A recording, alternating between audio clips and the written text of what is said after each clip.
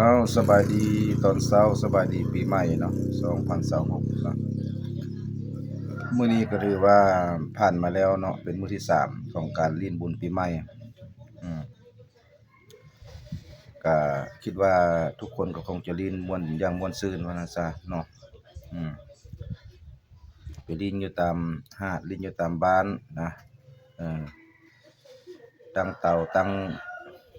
อันนั้นกันกินว่าซั่นซะเนาะรดน้ำอยู่ตามซอกตามทางเนาะอืม ก็ให้มีแต่ความตลอดปลอดภัยหั่นล่ะ2-3วันนี้ก็ถือว่ากินแต่ยอดมันได้ยอดข้าวหั้นน่ะ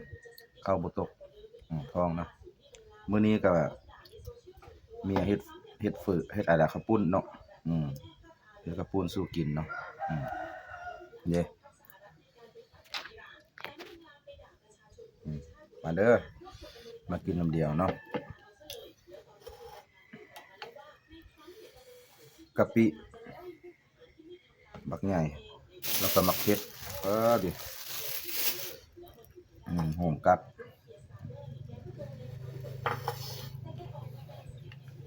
บ่ลองกินหมูดู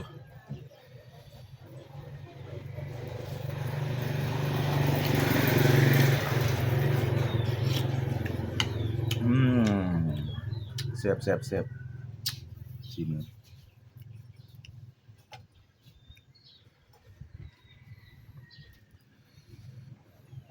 กัดมักเผ็ดนะ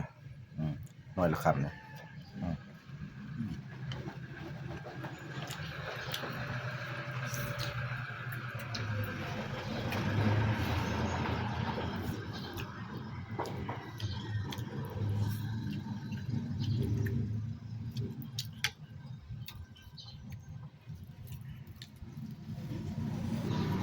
ครับสบายจงเลย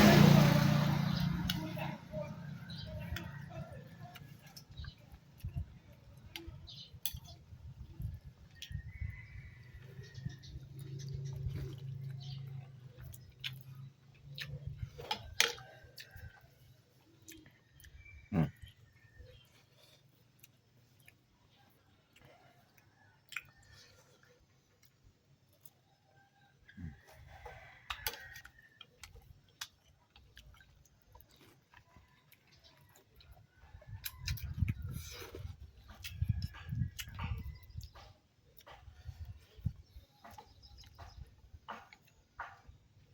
ปีนี้บ่ได้ไปเนาะ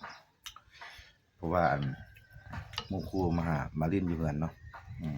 ลิ้นอยู่บ้านไปหาดไปหยังนะ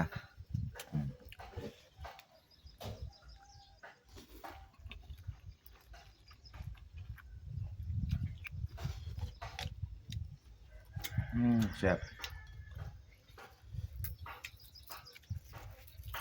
เมียมักแต่งข้าวปุ้นเนาะก็เลยเอามักน้ำบัดนี้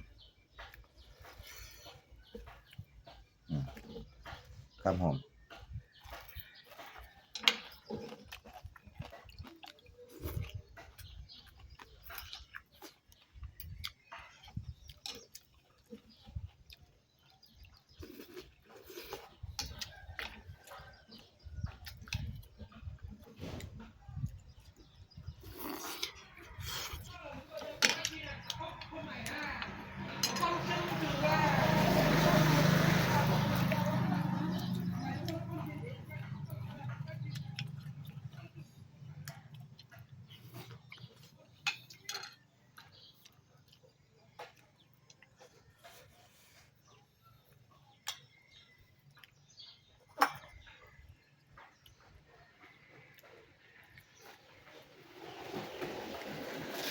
สุมพวกหนุ่มสาว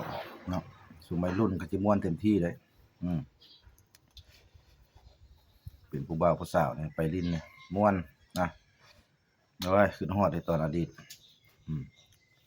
ตอนยังเป็นโสดไปลิ้นหั่นนะเดี๋ยวนี้ก็ม่วนอยู่ม่วนกับครอบกับครัวกับหมู่กับคู่หั่นล่ะอืมอืม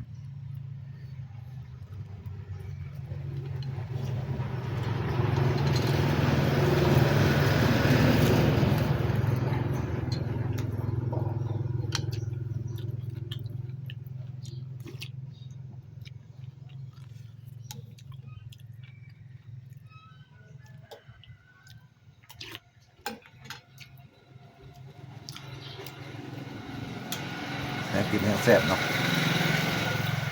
อ่ะผักขอให้มวลซื่นเนาะลิ้นบุญปีใหม่เนาะตลอดไป2026